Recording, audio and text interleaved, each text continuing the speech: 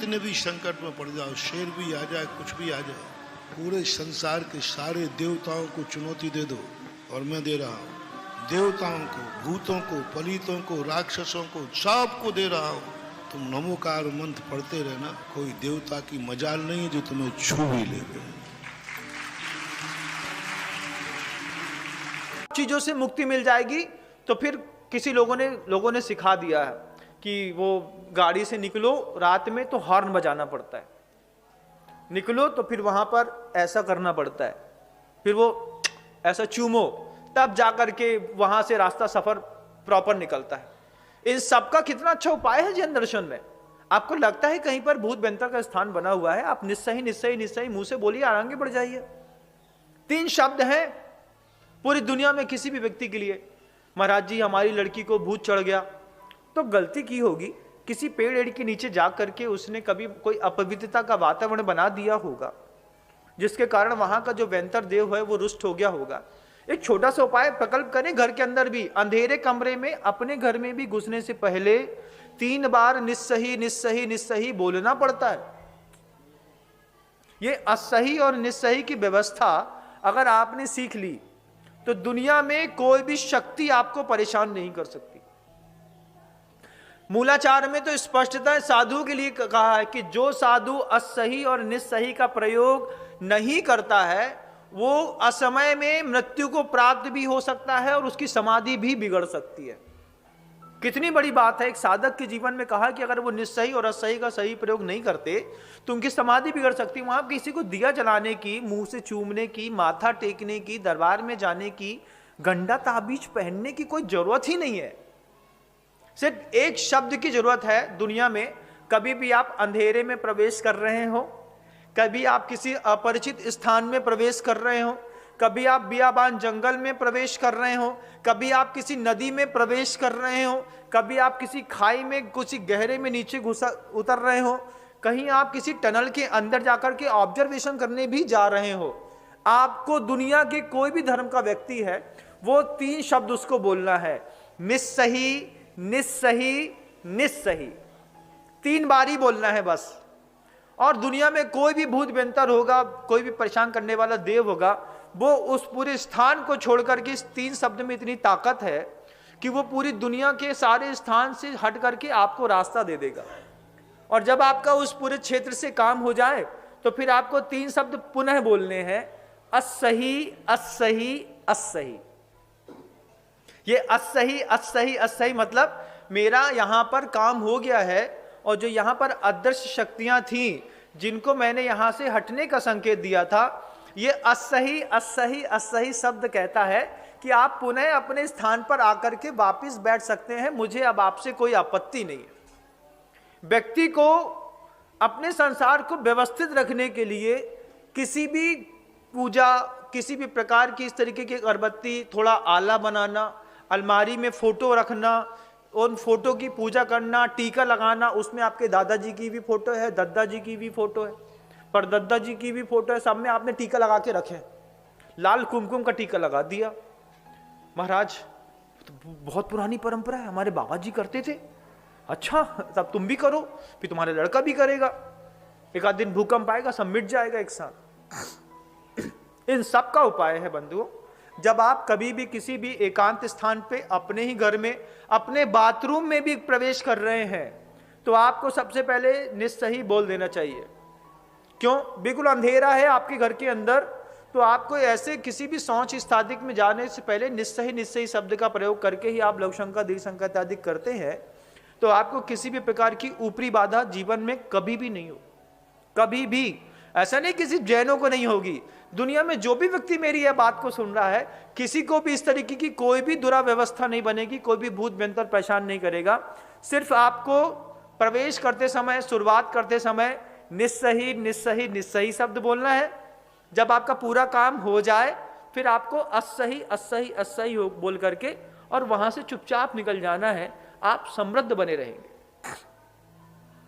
लेकिन आप बहुत कुछ करते हैं और कई लोग तो इस जंजाल में इतना फंस चुके होते हैं कि प्रोफेसर होने के बावजूद, डॉक्टर होने के बावजूद, नासा और इसरो में अच्छे बड़े साइंटिस्ट होने के बावजूद ये अपनी इस धार्मिक मान्यताओं से कभी बाहर नहीं निकल पाते। दुनिया में सब कर सकते हैं, लेकिन इस तरीके की धार्मिक मान्यताओं से हम बाहर निकलने का कोई पुरुषार्थ कभी कर ही नहीं पाते हैं। पता नहीं उस धर्म शब्द ने आपके मन के अंदर कैसी हलचल बना के रखी है, पूर्वजों ने आपको क्या किस तरीके का, ये शुद्ध अग्रहित मिथ्यात्व है। और कई लोगों के लिए ग्रहित मिथ्यात्व भी है। अग्रहित मिथ्यात्व उनके लिए है जो अपने ही परिवार में देखा सीखे सीख गए, और कुछ ग्रहित मिथ्यात्व है अभी तक नहीं करते थे, लेकिन कल से एक धागा बांध दिया, एक गंडा ताबीज यहां पे बांध दिया। वो जो वैचारिक शक्तियों में घर के अंदर की किसी भी माँ बेटियों को किसी भी प्रकार के गंडा ताबीज पहना करके आपको लगता है कि अगर आप उनकी सुरक्षा कर रहे हैं तो आप भ्रम में हैं। आपने किसी भी मत का कोई भी गंडा ताबीज अपने घर की जवान बेटी को पहनाया है तो उसको पहनाने जिसने वो ताबीज दिया है वो उसके नाम का अगर वहां पे कोई अनुष्ठान करता है तो उसके कारण आपकी बच्ची घर के अंदर परेशान हो सकती है। इस बात को आप ध्यान रखिएगा। बच्ची पढ़ने के बहाने कहीं और भी जा सकती है और उसके जवाबदार आप लोग होंगे। ये अंधविश्वास की झड़ियों को आज पूरे संसार से मिटाने की आवश्यकता है बंधु। घोर अंधविश्वास है ये सब, ये नहीं करते हैं तो ऐसा हो जाता है। आप दुनिया में सिर्फ निस्सही और असही के प्रयोग करने की संकल्प कर लीजिए। दुनिया की कोई भी पैशाचिक भूत मंत्र की कोई भी शक्ति आपको कभी परेशान नहीं करेगी, कभी भी परेशान नहीं करेगी। और तंत्र विद्या में यदि आप कहीं भी आपको डर लगे, इसलिए कह रहा हूं कुछ नहीं करना। लक्ष्मण शक्ति बनाता हूं तुम्हें, सब व्यक्तियों को लक्ष्मण बना देता हूं। लक्ष्मण के पास एक शक्ति थी जो रेखा खींच के चला जाता था, तो कोई भी दिव्य शक्ति उस रेखा के अंदर नहीं जा सकती। आप सबको देता हूं, सबको करके देख लेना। जब कहीं आप बैठो, आप कुछ नहीं करना, नमोकार मंत्र बैठ करके अपनी उंगली से, उंगली ना है तो आपके पास, उंगली से या एक लकड़ी ले लेना, कुछ भी, और ऐसी चारों तरफ से रेखा खींच के बैठ जाना। बस आने दो देवताओं को, आने दो भूतों को। कोई मजाल नहीं है देवता की उस जो आपने रेखा खींची है उसके अंदर आ जाए। आ नहीं सकता। तुम स्मशान घाट में बैठ जाओ, मरघट में बैठ जाओ, जहां व्यंतरों का वास है वहां बैठ जाओ, बस ये कर लेना। आप तंत्र विद्या से डरना मत। तुम्हारे घर में कोई नींबू फेंक जाए, मिर्ची फेंक जाए, आप कुछ मत डरना। आप एक लात भर मार देना, बाकी जुम्बारी मेरी है। और जूता पहन के मारो तो बहुत अच्छा है। और उसी नींबू पर थूक, उसी नींबू पर थूक देना, थूक देना, झाड़ू से उठाकर नाली में फेंक देना।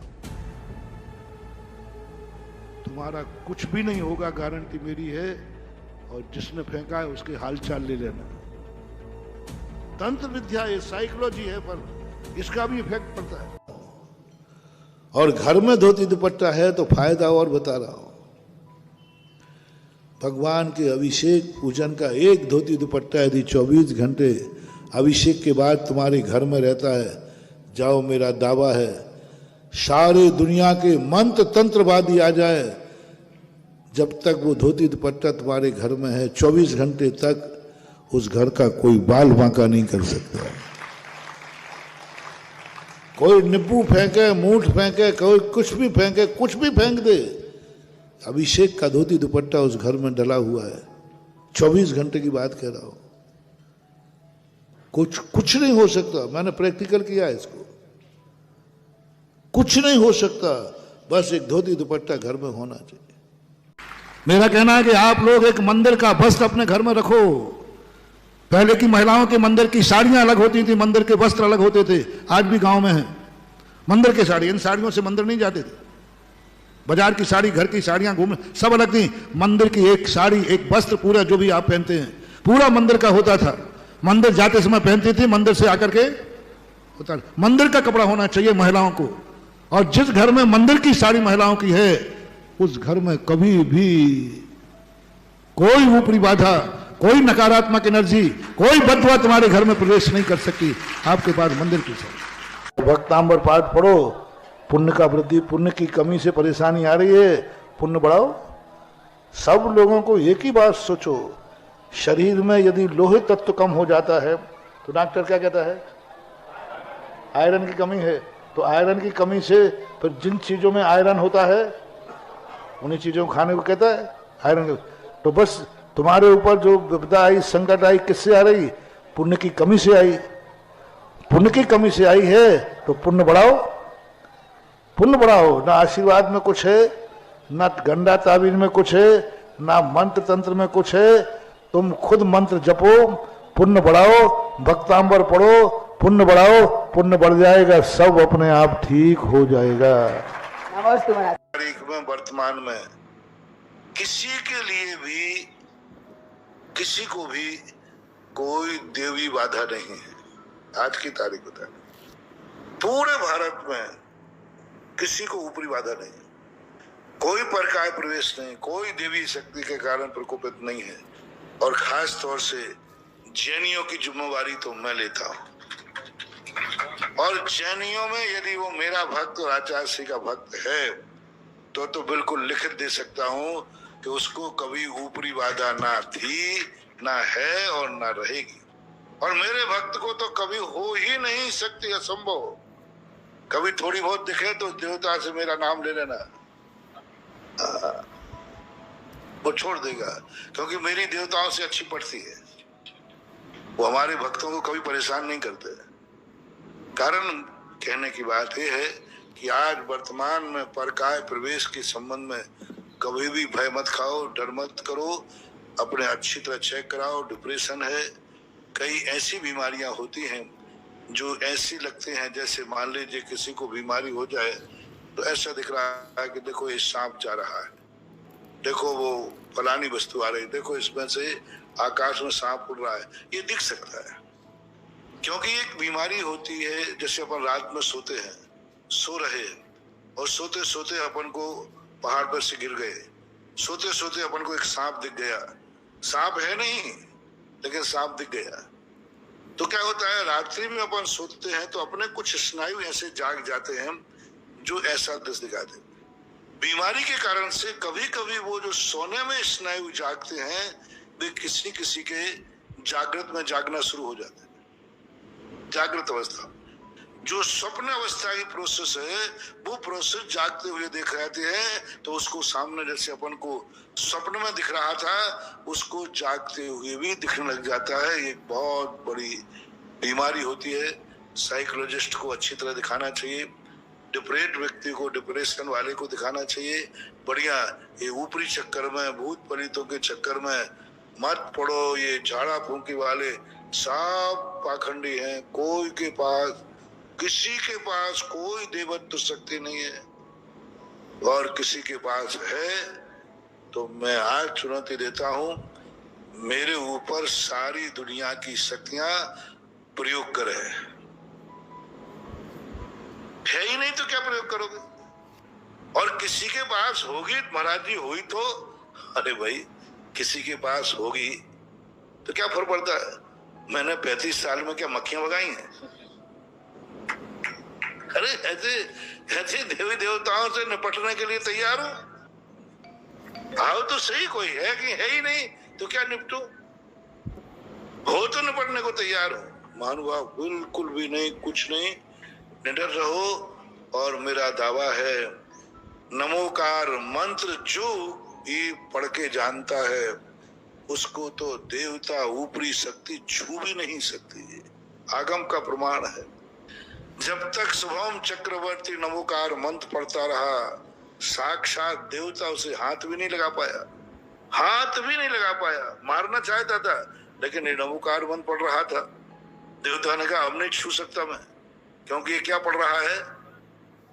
वो ऊपर से पढ़ रहा था, डर के पढ़ रहा था, लोभ में पढ़ रहा था, लेकिन नमोकार मंत्र पढ़ रहा था तो भी देवता हाथ नहीं लगा पाया।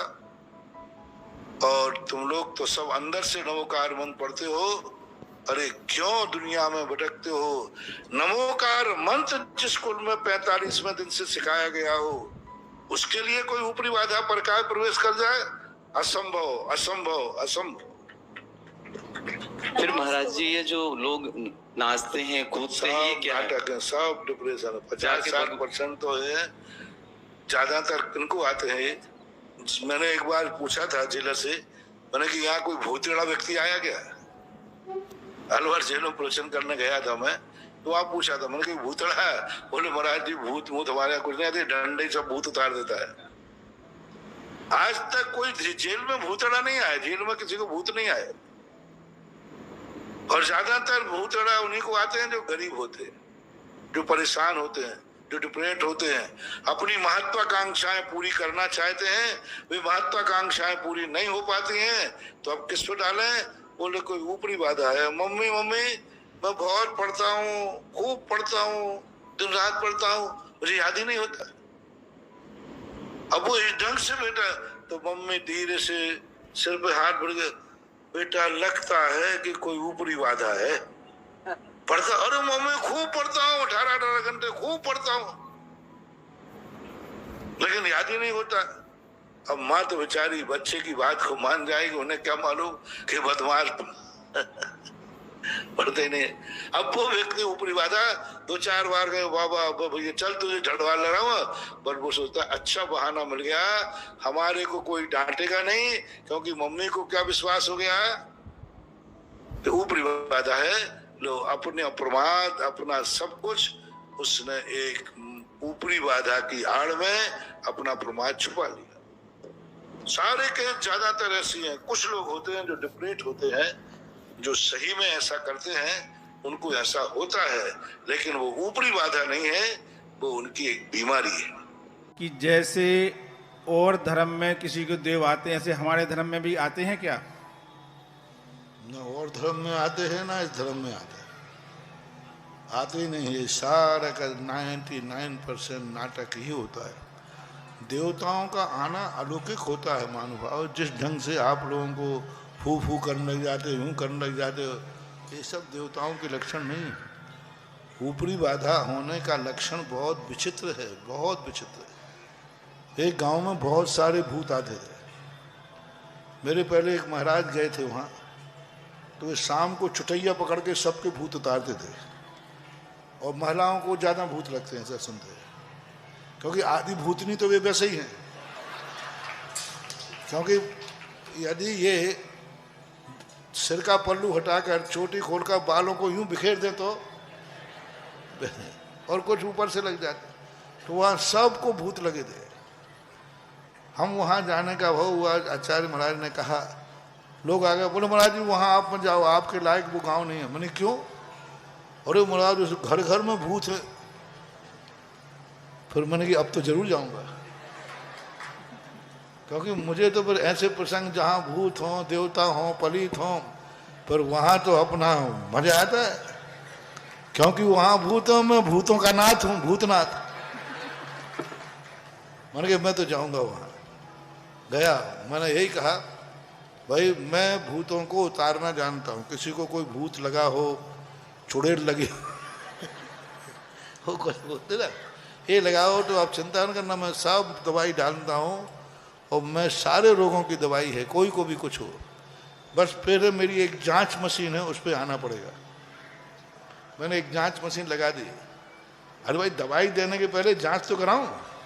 जांच मशीन मेरी क्या है, ललितपुर में भी किसी को भूत हो तो मेरे पास एक जांच मशीन है, उसमें यदि आ गया तो गारंटी देता हूं मैं भूत उतारूंगा।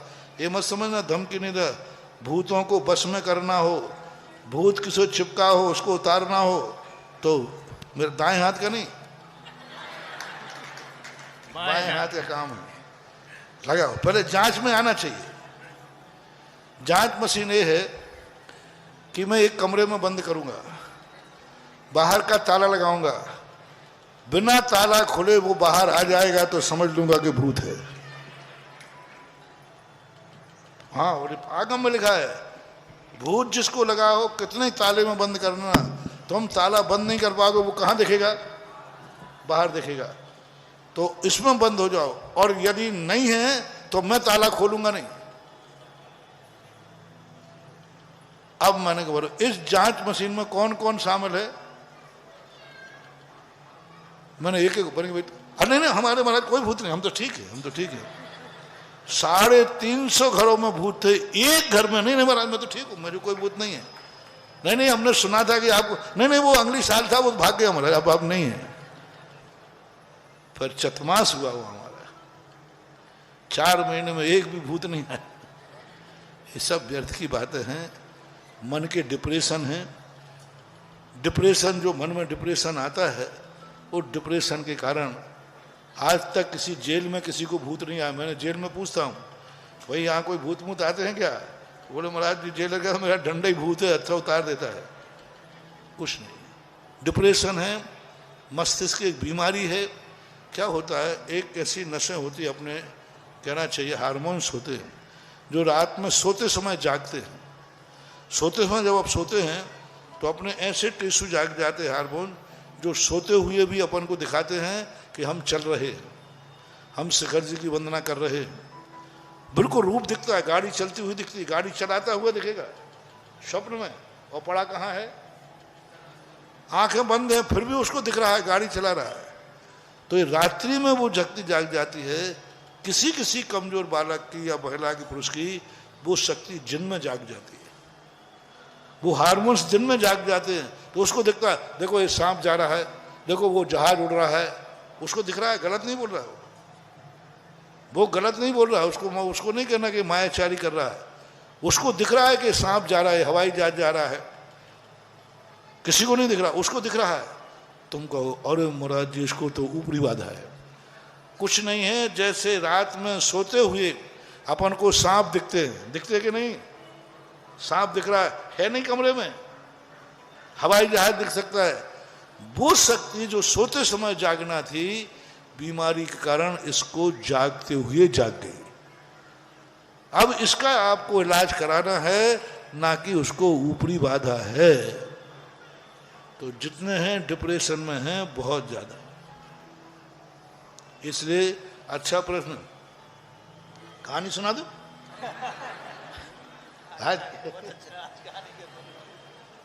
इसी बुंदेलखंड की बात है और तुम्हारे एरिया की बात है, कहीं की नाम काय को बताएं भी फालतू। एक को भूत लगे, 7 साल से भूत लगे थे, जिसके बाद जाए कोई कहते जो 99.5 भूत है। अरे भाई पूरे 99 बोलते, 1.5 क्यों बोल रहा है? कोई 99.5 पुराना, ये सब परेशान, पूरा घर बर्बाद हो गया। अंत में एक दिन उसके वो भूत आए, उन्होंने कहा कि हम चले जाएंगे, एक बार हमें सुधा सागर महाराज के दर्शन करा दो।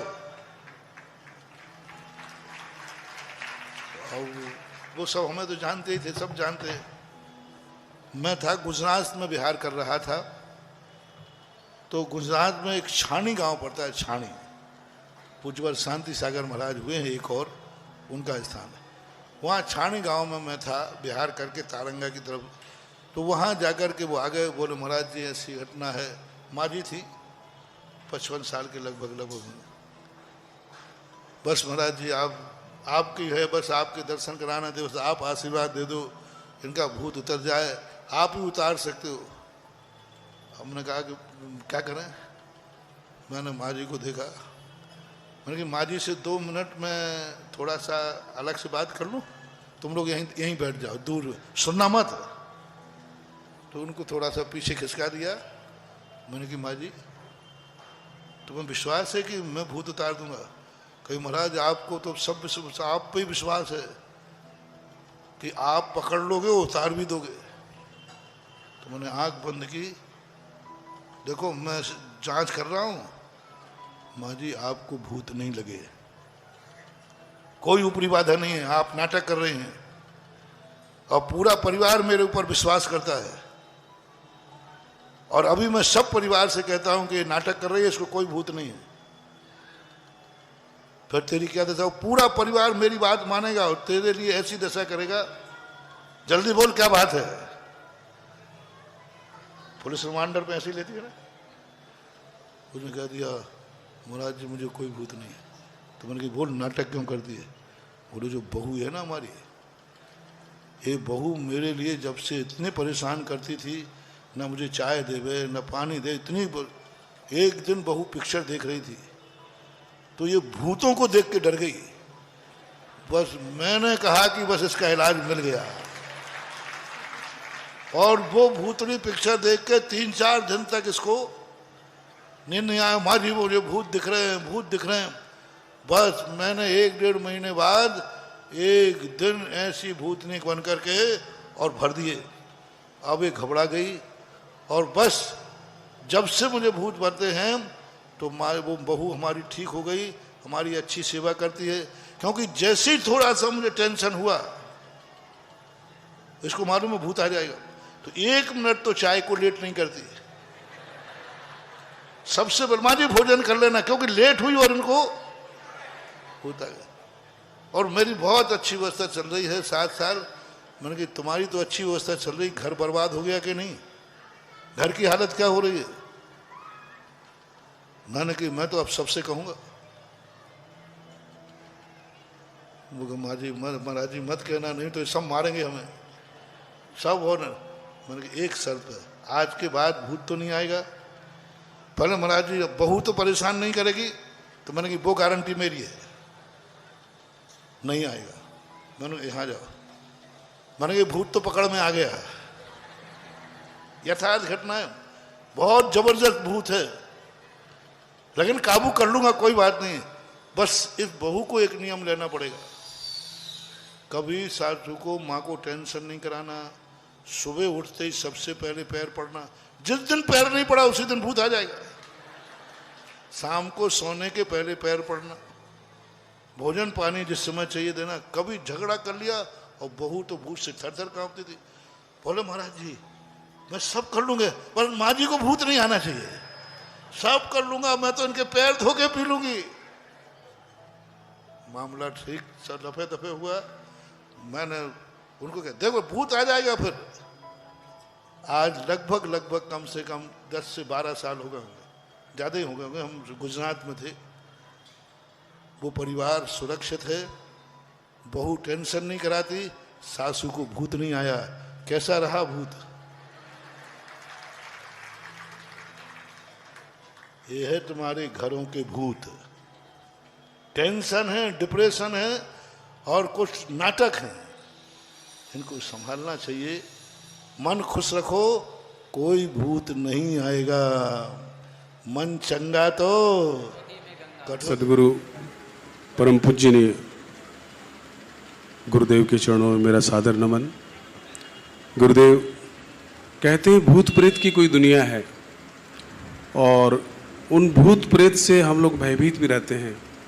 कभी कभी किसी घर के किसी आदमी पर उस कहते हैं कि उसका अटैक होता है और वो उसमें आते हैं और हम लोग फिर मौलवियों के पास चले जाते हैं और उस भूत को छुड़ाने का प्रयास करते हैं। कभी कभी हमारे राजस्थान में मेहंदीपुर बालाजी है, वहाँ भी लोग जाते हैं और उस भूत प्रेत से मुक्ति का उपाय करते हैं। क्या ये भूत प्रेत की क्या सच्चाई है? अगर ऐसा है तो इससे मुक्ति का क्या उपाय है गुरुदेव? देखिए, अगर आप मुझसे पूछो तो मैं तो ये कहूँगा मन का भूत ही सबसे बड़ा भूत है। समझ गए? जिसके मन में भूत है उसी के पीछे भूत प्रेत है। जिसका मन पूत है वहाँ ना भूत है ना प्रेत है। मेरे संपर्क में ऐसे बहुत सारे लोग आए, पर मुझे लगता है कि जिन्हें भी भूत प्रेत से जोड़ा जाता है वो सब मनोविकृति के परिणाम है, जिसे लोग समझ नहीं पाते और अंधविश्वासों के शिकार होकर तरह तरह के ठट कर्मों में पड़ जाते हैं। मैं 2-3 अनुभव आप सबके बीच रखना चाहूँगा। एक स्थान पर मैं था, एक युवक मुझसे काफ़ी जुड़ा हुआ था। कुछ दिनों से वो परेशान था। पूछने पर मालूम पड़ा कि महाराज जी आजकल सो नहीं पाता हूँ, घर में छोटे भाई की जो बहू है वो रात भर चिल्लाती है, उसको भूत लग गया और इसके कारण हम लोग सो नहीं पाते हैं। यही वजह है कि आपके पास भी नहीं आ पाते। हमने कहा ठीक है भाई, एक बार लेके आओ। जब मेरे पास लेके आया, मैंने उसे देखा, बातचीत की, मुझे समझ में आ गया कि मामला कुछ और है। मैंने उन्हें समझाया कि भैया कुछ मत करो, किसी साइकेट्रिक को दिखाओ और परिवार की शांति के लिए भगवान के चरणों में जाकर एक शांति विधान कर लो, सब ठीक होगा, इलाज कराओगे सब ठीक हो जाएगा। परिवार के लोगों को संतोष नहीं हुआ, उन्हें लगा कि महाराज झाड़ फूक में विश्वास नहीं रखते, इसलिए टालने के लिए ऐसा कह दिया। अब मुझे उन्हें रास्ता दिखाना था। मैंने जो युवक मुझसे जुड़ा हुआ था, मैंने उससे कहा एक काम करो, तुम लोग ऐसे नहीं सुधरोगे, तुमको एक नाटक करना है। उसे एक रास्ता बताया और रात के 11 बजे वो भी आए माए बकना शुरू कर दिया। घर भर के लोगों को लगा कि इस पर भी भूत चढ़ गया, इसको भी भूत पकड़ लिया। अब उसे भी उसी ओझा के पास ले गए जिससे उसके बहू का झाड़ फूक चल रहा था। जब ओझा के पास पहुँचे तो ओझा चमेटा लेकर के अपना काम करना शुरू किया। वो आदमी थोड़ा हट्टा कट्टा उसने उल्टा ओझा का चमेटा लेके उसको दे दिया। बोले ये सब फालतू की बातें छोड़ो, मेरे ऊपर कोई भूत प्रेत नहीं है, मैं तो एक्टिंग कर रहा था। तुम जैसे मुझे बुद्धि बना रहे हो वैसे ही इसको भी बुद्धि बना रहे हो, हम सब वापस चलते। परिवार के लोगों को भी समझ में आया। फिर उसने वहाँ के एक मनश्चिकित्सक से ट्रीटमेंट कराया, 15 दिन में वो ठीक हो गए। उसकी जो असामान्य स्थिति थी उसकी वजह, जब मैं उसकी हिस्ट्री में गया तो अपने मायके गई थी शादी में, भाई भौजाई से पटती नहीं थी, गर्मी का दिन था, 3 दिन खाई पी नहीं सोई नहीं, गर्मी चढ़ गई दिमाग में, सो हो गया काम और भूत लग गया। एक दूसरा किस्सा इनके गांव का, वहाँ पंच कल्याणक हुआ। हाँ, इन्हीं के गांव का, बहुत पुरानी बात बता रहा हूँ। पंच कल्याणक हुआ। गांव कौन सा इनका? पिंडरई। हम लोग शानिथी में पंच कल्याणक हुआ, बहुत धूमधाम से पंच कल्याण। 1996 की बात बता रहा हूँ। किससे सुनाऊँ तो पूरा सत्र आज चला जाए तो कम हो जाए, पर मैं नहीं चाहता ज़्यादा भूतों की दुनिया में घूमूं। तो एक युवक था, उसको कमेटी से कुछ पैसा लेना था, पेमेंट नहीं हुआ तो क्या किया उसने, गुस्से में जाकर यज्ञ स्थल से जो चबूतरे पर फर्श बिछा हुआ था पत्थर का, उसको उधर चीप बोलते, चीप, फर्शी चीप, वो उखाड़ा अपने ट्रैक्टर में ले आया और उसी रात से वो एबनॉर्मल हो गया, एकदम एबनॉर्मल। अब लोगों को लगा कि ये यज्ञ स्थल की पवित्र वस्तु के साथ गड़बड़ किया, इसको तो अब भूत लग गए। मैं उस समय इनके गांव से लगभग 125 किलोमीटर दूर था, जबलपुर के पास।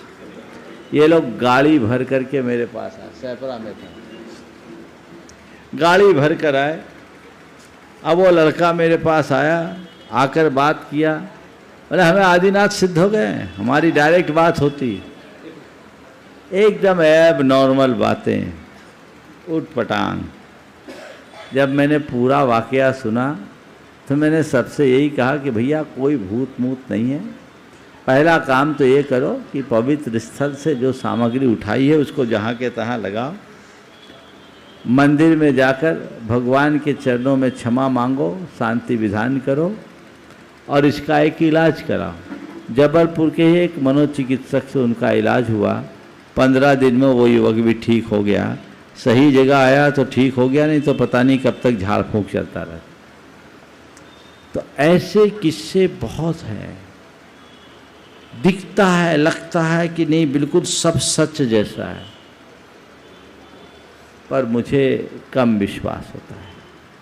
मैं इन सब पर बिल्कुल विश्वास नहीं करता और आप लोगों से भी मैं ये कहूँगा, इन पर भरोसा मत करो, अपने आप को मजबूत बना के रखो। हाँ, शास्त्रों की दृष्टि से मैं मानता हूँ कि भूत प्रेत होते हैं, पर वो इतने व्यस्त हैं कि आपके पास आने की सुविधा अभी उनको नहीं है, उनकी दुनिया अलग है, वे देव योनि में रहने वाले हैं। आपके साथ समय क्यों बिताएंगे? ये हमारे मन का एक भ्रमपूर्ण अंधविश्वास है। चाहे पितर की बात हो, चाहे अन्य तरह से बातें हो, जो दुर्बल मन से ग्रसित होते हैं वो ऐसी बातों को पकड़ करके बैठ जाते हैं। और फिर बाबाओं की दुनिया भी बहुत बड़ी है, लोग उनके व्यामोह में उलझते हैं तो बहुत सारा मामला गड़बड़ हो जाता है। मुझे तो तब ताज्जुब होता है जब आज के पढ़े लिखे लोग भी ऐसे अंधविश्वासों के शिकार हो जाते हैं। हमें बहुत सजगता से चलना चाहिए। प्रायः ये बायोपोरल डिसऑर्डर के शिकार लोग ही ज़्यादा होते हैं, इसलिए कोई भी घटना घटे उसको भूत प्रेत से जोड़ करके चलना मेरी नज़र में पूरी तरह ठीक नहीं। नमोकार मंत्र की महिमा आप जानना चाहते हैं तो एक और प्रसंग में सुनाना चाहूँगा। जैन जगत के एक प्रतिष्ठाचार्य थे बाबा सूरजमल। वो ट्रेन में यात्रा कर रहे थे, अपनी सीट पे बैठे थे और उसी समय एक औघड़ बाबा आया। औघड़ बाबा थोड़े झक्की मिजाज के होते हैं। उन्होंने क्या किया, आते ही लोगों को धमकाकर पूरा कंपार्टमेंट खाली करा लिया। और जब बाबा जी से कहा तो उनने कहा भाई मैं क्यों उठूं, मेरा रिजर्वेशन, मैं अपनी सीट पर बैठा हूं। उनने कहा बच्चा उठ, नहीं तो तुझे कच्चा खा जाऊंगा। पर ये पक्के थे, ये बिल्कुल डगमगाए नहीं और दृढ़ता पूर्वक वे अपने स्थान पर बैठे रहे। जब देखा कि ये नहीं मिल रहा है तो उस साधु को गुस्सा आ गया और उसने इनके विरुद्ध मंत्र प्रयोग करना प्रारंभ कर दिया। जब उस साधु ने मंत्र प्रयोग करना शुरू किया, उनकी भाव भंगिमा को देखे तो बाबा जी ने चुपचाप नमोकार मंत्र जपना शुरू कर दिया। ये नमोकार जपे, इधर वो साधु पसीना में तर, पसीना पसीना, हालत खराब। काफी देर बीत गई, 2-2.5 घंटे बीतने के बाद वो उठा, टॉयलेट में गया और जब टॉयलेट से वापस नहीं लौटा तो लोगों को शंका हुई। काफी देर बाद जब टॉयलेट से लौटा नहीं, लोगों ने देखा टॉयलेट अंदर से बंद। जब अंदर झांक कर देखा गया तो बाबा वहीं ढेर हो गया था, उसकी मृत्यु हो गई थी। वजह, उस व्यक्ति ने गुस्से में आकर मारण मंत्र का प्रयोग किया और मारण मंत्रों के प्रयोग के विषय में ऐसा कहा जाता है कि वो निष्फल नहीं जाता। जिसे टारगेट बनाया जाता है उसको अटैक करता है और यदि रिवर्स हो गया तो जिसने उसे प्रयोग में लिया है उस पर अटैक हो जाता है। नमोकार मंत्र से बाबा जी की चारों ओर ऐसा सुरक्षा कवच बन गया था कि उसका सारा अस्त्र वापस उस पर ही अटैक कर दिया और मामला बिगड़ गया। अगर कोई नमोकार मंत्र लिखता है तो एक महिला कानपुर की थी, मछली की तरह तड़पती थी, 5-7 उसके ऑपरेशन हो गए थे आनंदपुरी कानपुर में। जब हमारा उधर बिहार हुआ, मेरे संपर्क में आए, उनने जब अपनी व्यथा कही, वो अपने जीवन से हार चुकी थी। मैंने उनसे कहा कि तुम एक काम करो, नमोकार मंत्र लिखो और 4 बजे से 5 बजे तक का समय दिया।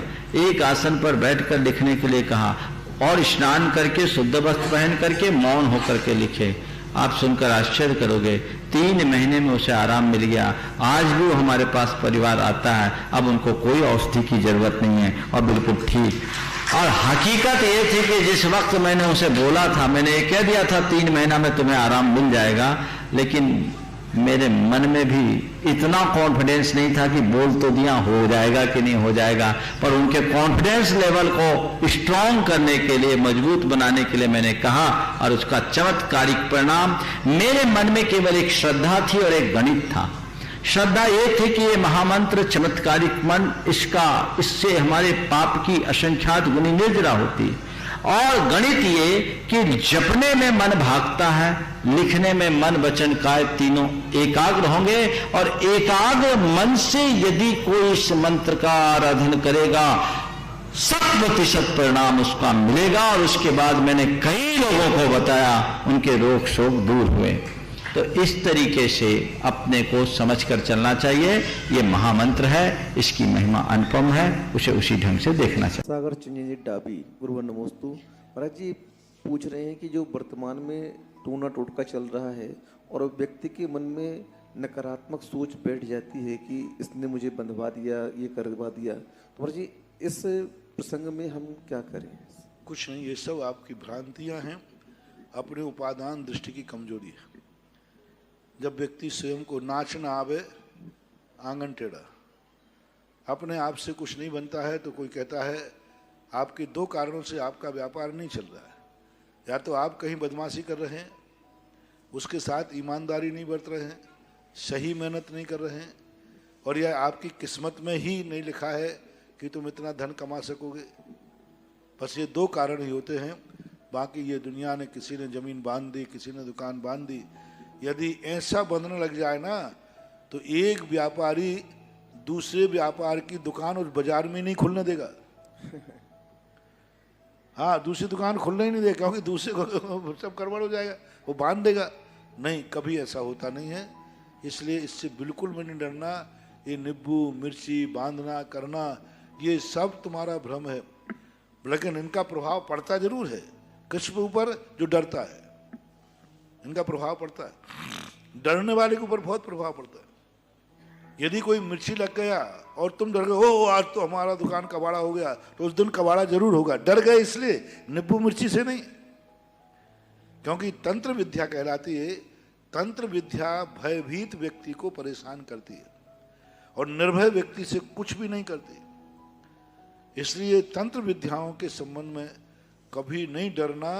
जितना डरोगे उतना ही तुम्हारी मुश्किल है, बहुत मुश्किल है।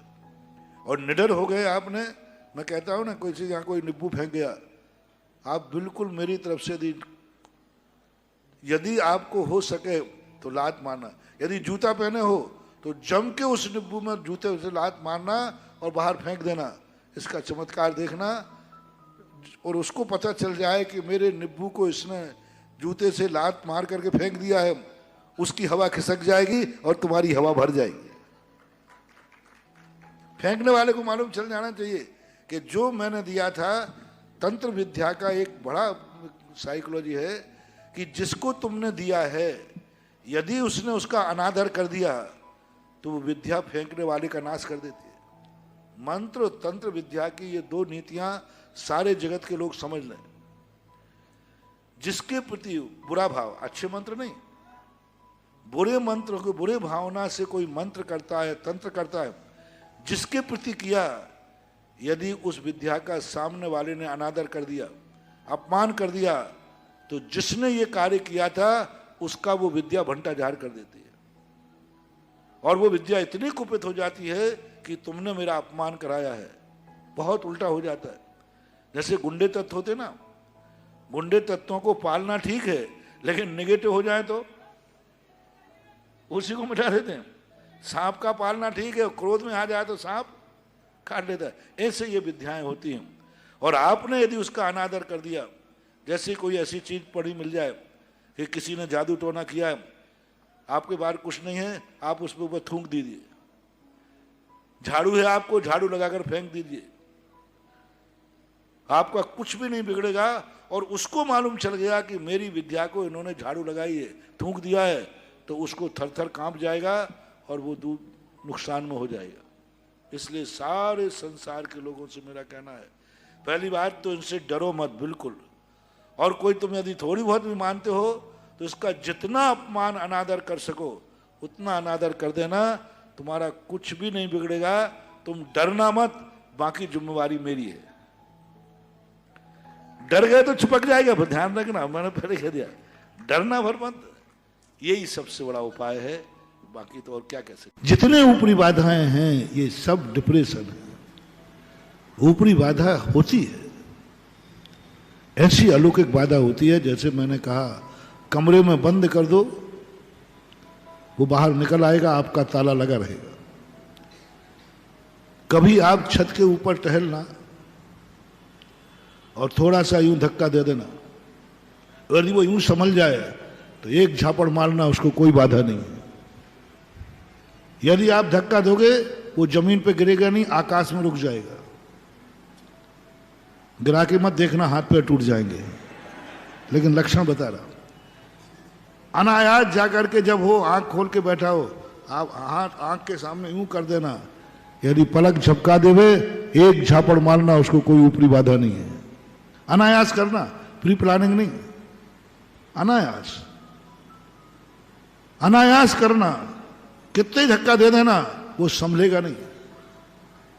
इस समय इसके अंदर ऊपरी बाधा है, आप थोड़ा यहीं से कर देना, थोड़ा ज्यादा ऊंचे से नहीं करना, गिरगिरू जाए, यहीं से थोड़ा यूं धक्का देना, और वो यूं समझ, अरे भाई क्या कर रहे हो, समझ लेना ऊपरी बाधा नहीं है। ऊपरी बाधा होगी तो वो संभलेगा ही नहीं, क्योंकि देवता संभलते नहीं, क्योंकि देवता गिरते नहीं, और उसको भी नहीं करने देंगे। इसका प्रमाण बिना प्रमाण के नहीं बोल रहा हूं। पूज्यवर शिव कोटि महाराज भगवती आराधना में कहते, रात्रि में जब साधु का मरण हो जाए तो पैर के अंगूठे को रेजर से क्रॉस लगाते हैं, उसको क्रॉस लगा दो। क्यों? उन्होंने लिखा, रात्रि में कोई व्यंतर बाधा प्रवेश करके मुर्दे को आकाश में जाके ले जाकर नचा सकती है।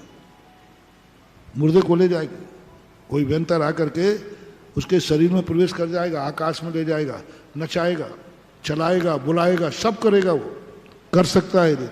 आगम में लिखा है, पैर के अंगूठे में क्रॉस लगा दो, खंडित शरीर में देवता प्रवेश नहीं करता है। एक क्रॉस पर लगाना है बस, वो तंत्र विद्या।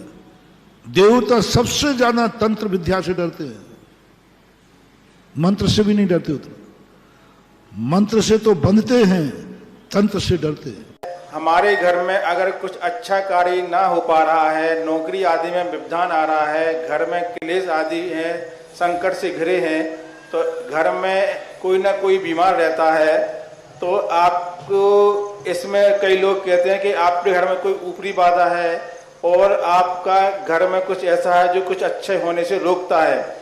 ऐसे तरह तरह के उपाय बताते, झाड़ फूंक आदि। तो महाराज जी, ऐसी स्थिति में हम अपने आपको कोई ऊपरी बाधा नहीं है, जो कुछ बाधा है सब अंदर की है।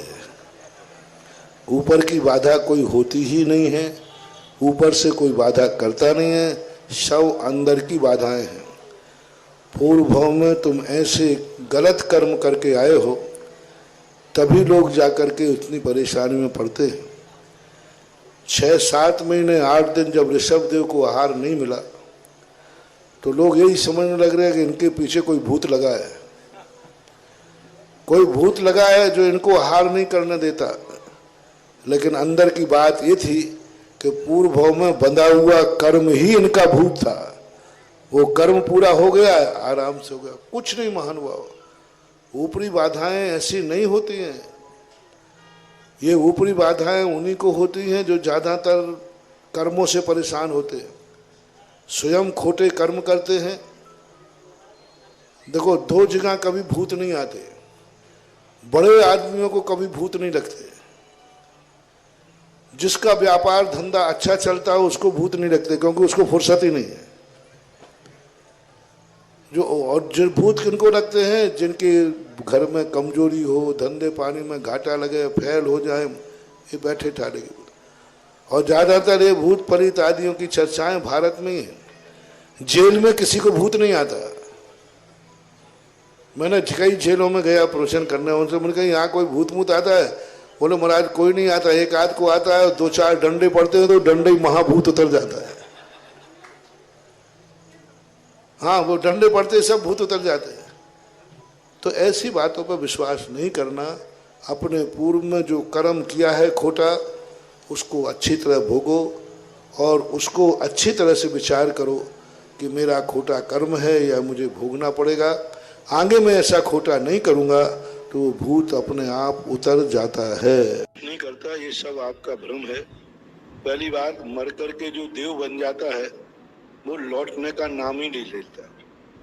कुचित कजात लाखों करोड़ों में कोई एकाध किसको दुख देता है?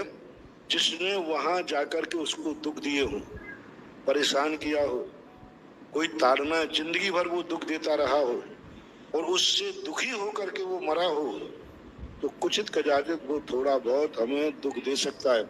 वर्तमान में तो किसी के लिए भी कोई भी देवता व्यंतर दुख नहीं देता। पंचम काल में कहाँ उनको इतनी फुर्सत है। ओम शांति। आवाज नहीं, आवाज नहीं। ओम शांति। तो कहाँ उनको इतना समय है, वे तो अपने सुखों में लीन है। तो ऐसी स्थिति के अंदर बिल्कुल भयभीत। आज वर्तमान में अभी तक मुझे पूरे भारत में एक भी व्यक्ति ऐसा नहीं मिला जिसे व्यंतरों की बाधा हो, और एक भी व्यक्ति ऐसा नहीं मिला जो व्यंतरों की बाधा को दूर करता हो। क्योंकि नकली है तो नकली रहेगा। ये सब डिप्रेशन है, सब कर्म के उदय हैं। डिप्रेशन को लोग मान लेते हैं। ये क्या होता? पूछने गए तो उन्होंने हमें कुछ पेंडुलम वगैरह प्रयोग करके बताया कि आप लोग अगर ऐसा नहीं करोगे तो आपकी मृत्यु हो जाएगी। आपकी माता जी की होगी पहले, फिर आपके भाई की, और फिर आपकी। जैन धर्म आत्मा में विश्वास नहीं करता, फिर हम ये फालतू के क्रियाकर्म क्यों करें? ऐसा कोई जैन संत बता सकता है क्या कि तुम्हारी मृत्यु हो जाएगी? ये तो गलत है ना। उस दिन से हमारी माता जी बहुत दुखी हैं। कुछ समस्या का निवारण बताएं। हम लोग अपने भाई की शादी के लिए पूछने गए थे, हम लोग बहुत दुखी हैं और आर्थिक स्थिति भी ठीक नहीं। हम लोग क्या कोई गरीब शादी के लिए अपने गुरु से पूछने नहीं जा सकता? सबसे पहले तो गए काहे होते। तुम किसी के पास जाओगे तो वो शादी कराएगा? शादी तो शादी वालों से होगी, जिसकी खुद की नहीं हुई तुम्हारी क्या करेगा? पूछने ही क्यों के? देखिए, सबसे पहली बात तो जहाँ कहीं जाकर किसी तरह का परामर्श नहीं लेना चाहिए, और इस तरह की बातें किसी से कभी कहना भी नहीं चाहिए। अगर साधु कह रहे हैं तो वो भी ठीक नहीं, और कह दिया तो उन पर भरोसा भी नहीं रखना चाहिए। कोई त्रिकालज्ञ नहीं है। मैं हमेशा कहता हूँ, मैं ज्योतिष पर विश्वास करता हूँ पर ज्योतिषियों पर बिल्कुल नहीं। ये सब तो बातें हैं। ये बात मान करके चलिएगा कि जन्म मरण संयोग वियोग तो सब विधि के हाथ है। अगर जाना होगा तो कोई अमर थोड़ी हो पाएगा। अगर आपकी माँ जी की मृत्यु पहले होनी होगी, आपके भाई या और सदस्यों की उसके बाद होनी होगी, तो होनी है, एक दिन तो होनी है, तय है। आपकी माँ भी अमर नहीं है, आप भी अमर नहीं, आपके भाई बंधु भी अमर नहीं, और अगर आपके पिताजी हैं तो वो भी अमर नहीं। अमर तो कोई नहीं है। जब जाना होगा तो जाएगा। लेकिन एक बात सदैव ध्यान रखना चाहिए, टोनों टोटकों से किसी की मृत्यु को नहीं टाला जाता। मणिमंत्र तंत्र बहु होई, मरते न बचावे कोई। हम इन सब बातों पर विश्वास बिल्कुल न करें। अगर उन्होंने कुछ बता भी दिया है तो अपने मन के भय को दूर करें, भगवान का स्मरण करें, नमोकार की जाप करें। समय ठीक कर देगा, और अपने मन को इस बात के लिए तैयार रखें कि जो होगा सही होगा, जो होना होगा वही होगा। इस वाक्य को अपने मानस पटल पर अंकित कर ले। जो होगा सही होगा, जो होना होगा वही होगा। आपके अंदर का सारा भय फितूर सब दूर हो जाएगा। आप निश्चिंतता से जिए। आपके पास जितना समय है आप उसका भरपूर लाभ लीजिए, तो ये आपके जीवन के लिए कारगर उपलब्धि बन सके। हमारा परिवार जो है वह कुदेवों को मानता है, और उनके कारण महाराज जी हम लोगों को भी उस स्थान पर जाना पड़ता है। तो उस समय हम क्या नमोकार मंत्र का पाठ कर सकते हैं? देखो, पहली बात तो आप इस रूढ़ी को निकालिए। जहाँ तुम इस स्थान पर जाते हो उस स्थान दुनिया में है ही नहीं। न जैनियों के शास्त्रों में है, न वैष्णव के साथ में है। कोई के खेत पर बना है, कोई के आले में बना है, कोई कहाँ, ये है ही नहीं। ये तंत्र विद्या के अंतर्गत आता था।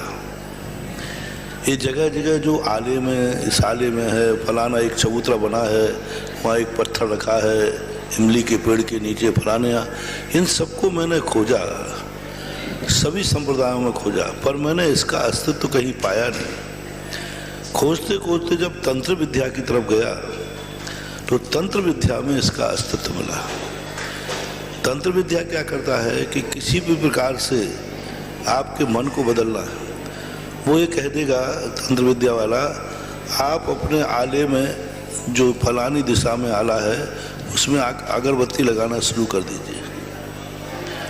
अभी तंत्र हो गया, तो तंत्र के माध्यम से हमारे जो ऊपरी जो मानसिक साइकोलॉजी इफेक्ट होता है वो उससे दूर हो जाता है, क्योंकि 90% व्यक्ति टेंशन में साइकोलॉजी से रहता है। 90% जितना दुखी है, अपन जितनी अपने मन में टेंशन है 90% साइकोलॉजी के हैं। ये हो गया तो,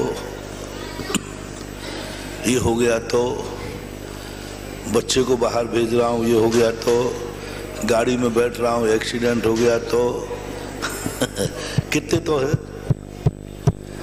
अभी महाराज के पास जा रहा हूँ, कहीं महाराज नाराज हो गए तो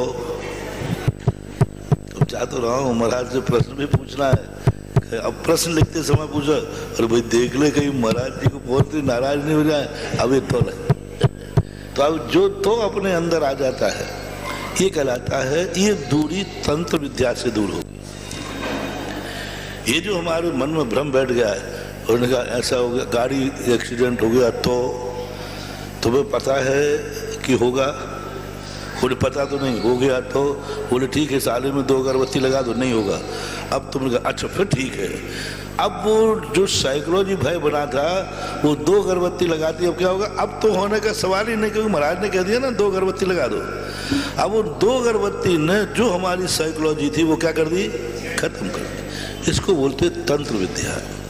आपने कई बार उल्टी मूर्तियों पर उल्टा साध के देखा होगा, ये सब तांत्रिकों का काम था। आप उल्टा साध के लगा दीजिए, हर व्यक्ति उस मूर्ति को देखने के बाद टोकेगा, पर वो टोक ही तंत्र है।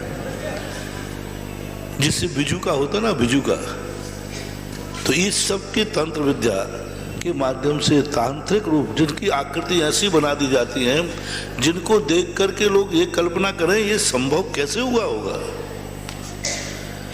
कैसे संभव होगा। मनुष्य के शरीर में हथनी की गर्दन कैसे फिट बैठी होगी। रामधारी से दिनकर में श्रमण संस्कृति के 4 अध्याय में बड़ा लिखा, लेकिन इससे माध्यम से लोगों की बड़े साइकोलॉजी दूर हुई, तो ये कहलाता। तो ये सब तंत्र विद्या के अंतर्गत आते थे, और उसी के रूप में आप लोग इस तंत्र विद्या से ऊपर उठिए। आज आप पढ़े लिखे लोग हैं, समझदार लोग हैं। साइकोलॉजी और तंत्र विद्या तो मूर्खों के लिए होता है, अज्ञानियों के लिए होता है, डरपोकों के लिए होता है। आज के विज्ञान और विदेशों में रह रहे तुम, दुनिया भर के पढ़ लिख रहे, उसके बावजूद भी इस तंत्र से ऊपर नहीं उठ पा रहे हो। उठना चाहिए। कुछ नहीं होगा, वहाँ है ही नहीं कुछ, अब उस आले में कुछ है ही नहीं, अब करोगे क्या। अब तंत्र ये बैठ गया, जैसे तुम गए और जाके गाड़ी पंचर हो गई, वो 2 अगरबत्ती लगा के नहीं आए थे ना आप बस वो तो एक भय का भूत हो जाता है।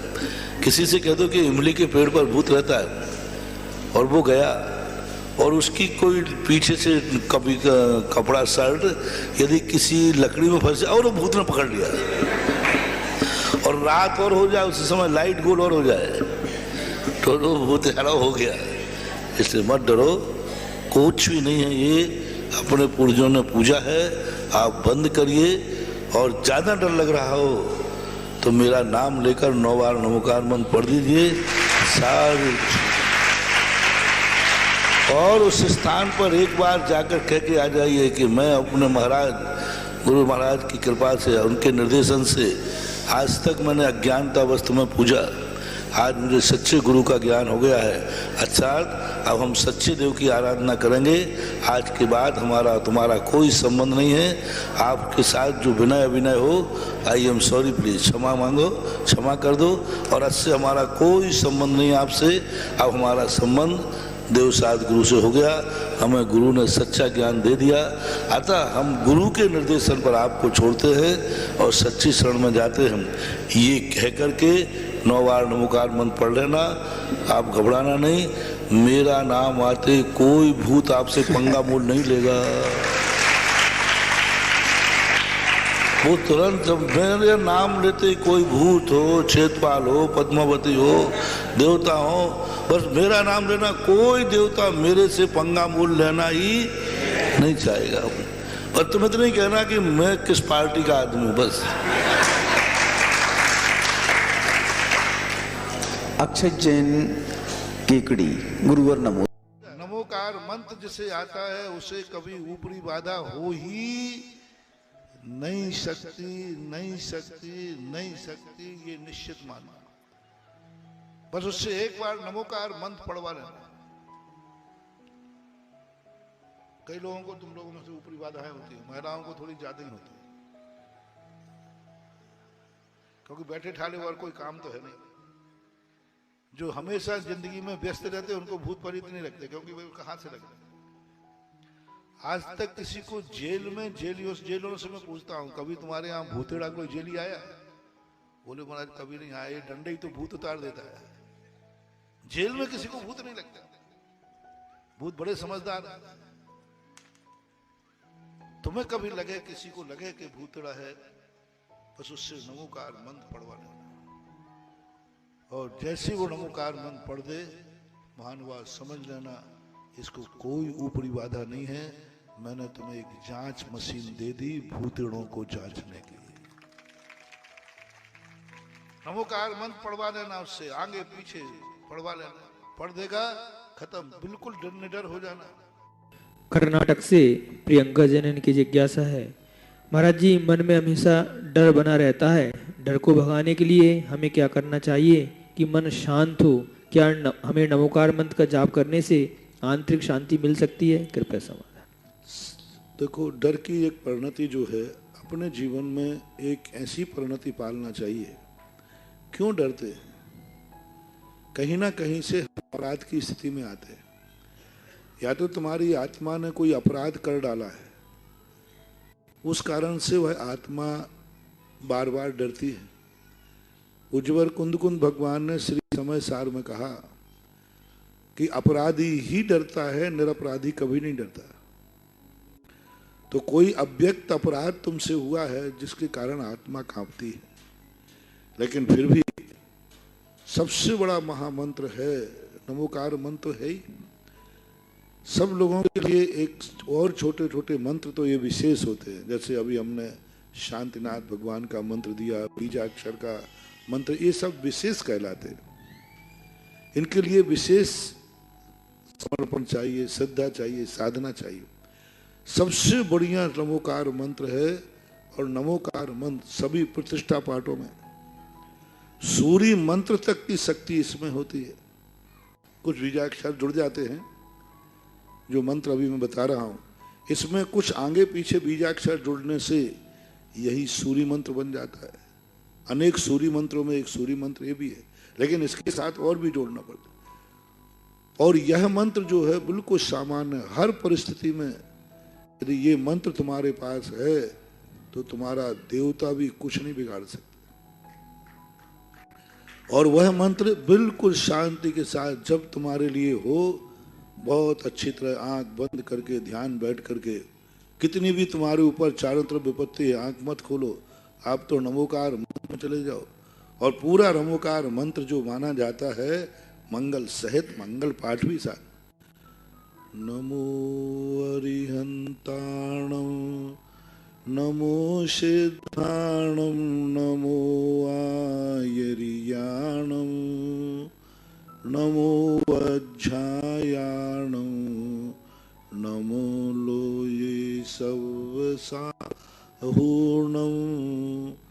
चत्तारि मंगलम अरिहंत मंगलम सिद्ध मंगलम साहू मंगलम केविली पन्नतो धम्मो मंगलम चत्तारि लोकोत्तमा अरिहंत लोकोत्तमा सिद्ध लोकोत्तमा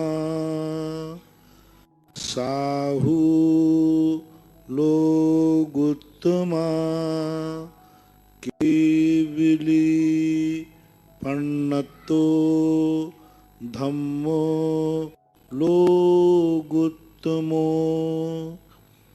चत्तारि शरणं पवज्जामि अरिहंत शरणं पवज्जामि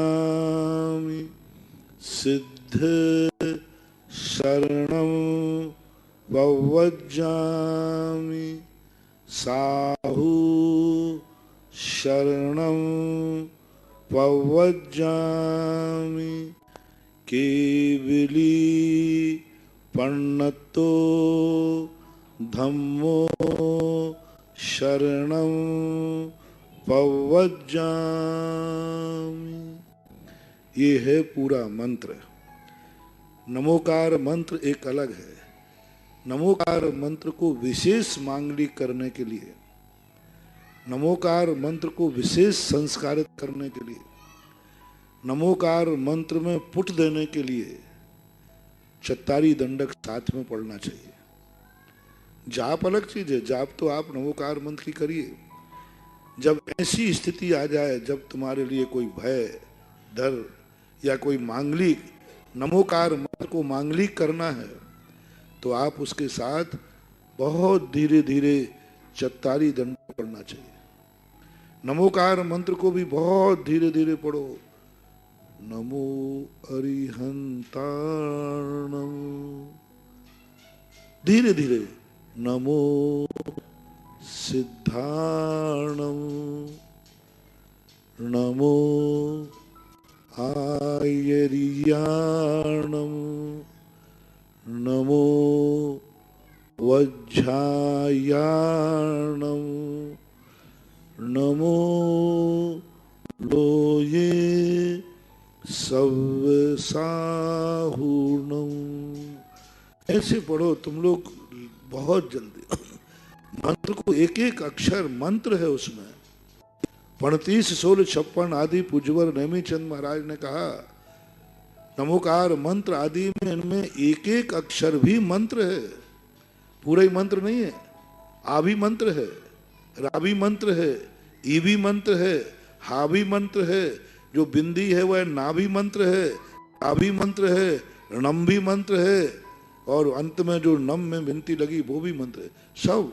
तो जब ऐसे मौके कभी आपको आ जाए, जब आपको कोई मांगलिक करना हो, मान लीजिए कि आपके बच्चे का जन्म है, जैसे हमने कहा था गंधोदक दे रहे, अब गंधोदक के साथ में ये मंत्र पढ़ दो पहले धीरे से, और बच्चे के कान में पढ़ दो। वो सुन रहा है, वो समझेगा कुछ नहीं। कान का है, बैठे बैठे कोई कान में लगा के मुंह लगा के नहीं पढ़ना, यानी धीरे से उसको नमोकार मंत्र और मांगलिक सुना दो। आपके घर में कोई घर में नागल किया है, प्रवेश कर रहे हो, आप जो पाठ मैंने पढ़ा इतना पाठ कर करके आप प्रवेश कर जाइए। आपने गाड़ी खरीदी है, आप ये पाठ पढ़ लीजिए। आप कोई जंगल में आप फंस गए हैं, आप इस प्रकार के धीरे धीरे उच्चारण अंदर अंदर करो, जोर से नहीं निकल रहा है मुंह से तो मन निकलो, बहुत धीरे धीरे नमोकार मंत्र पढ़ो। जाप अलग चीज है और नमोकार मंत्र के स्मरण अलग चीज है, और नमोकार मंत्र की उच्चारण अलग चीज है। तो जब आपको ऐसे भय आदि स्थिति बनती है, आप बिल्कुल धीरे धीरे लयबद्ध, जितना आप प्लुत में खींचोगे उतना ही आपका भय, उतने ही ज्यादा एनर्जी दूर तक जाएगी। जैसे आपने एक बार देखा होगा कि जो तुम्हारे मोबाइल की टोन बजती ना, घंटी, पास में जाती है तो अलग बजती है और दूर जाती है तो हाँ दूर वजह से कई बार लोग घंटी बजती तो बहुत तेज बजती, मैं कमरे में देखता रहता हूँ बज जाती, तो मैंने कहा बड़ी तुम्हारी घंटी तो बहुत तेज बजती। बोले महाराज ये बहुत दूर की है, बेंगलोर की।